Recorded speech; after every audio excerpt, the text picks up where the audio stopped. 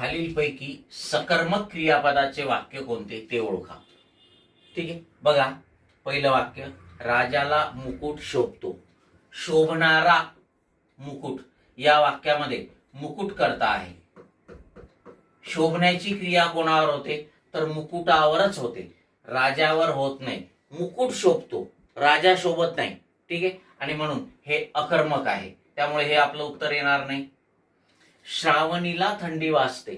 वाजणारी थंडी, त्यामुळे इथे सुद्धा थंडी हाच कर्ता आहे. वाजणारी थंडी आणि वाजण्याची क्रिया थंडीवरच होते, श्रावणीवर होत नाही. आता काही जणांना वाटेल की सर श्रावणीला वाजते ना, मग वाजण्याची क्रिया श्रावणीवर होते ना. श्रावणी वाजत नाही, थंडी वाजते. आणि जर श्रावणी वाजण्याची क्रिया श्रावणीवर होत असेल तर मग श्रावणी वाजते आणि थंडी स्वेटर घालून आली असं होईल. लक्षात आलंय का? त्यामुळे वाजणारी थंडी आणि वाजण्याची क्रिया थंडीवरच होते, या वाक्यात सुद्धा कर्म नाहीये, म्हणून हे अकर्मक आहे. मुले मनसोक्त हसली. ठीक आहे, हसणारी मुले आणि हसण्याची क्रिया सुद्धा मुलांवरच होते. कर्ता आणि कर्म एकाच शब्दापाशी आहे. वाक्यामध्ये कर्ता वेगळा असतो आणि क्रिया ज्याच्यावर घडते तो शब्द वेगळा असतो, तेव्हा वाक्यात कर्म असते. त्यामुळे या वाक्यात सुद्धा कर्म नाही, म्हणून हे क्रियापद सुद्धा काय अकर्मकच आहे. हे तीनही क्रियापद अकर्मक आहेत.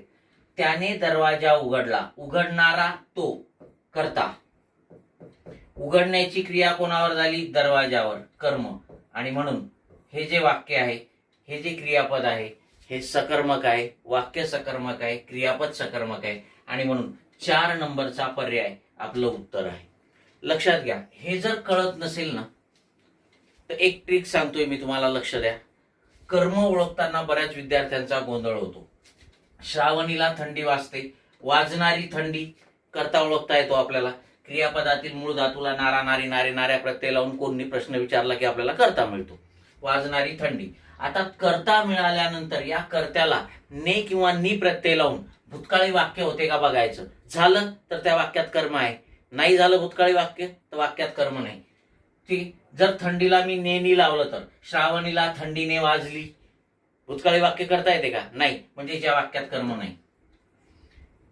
राजाला मुकुटाने शोभला, नाही करतायत, कर्म नाही. बरोबर आहे.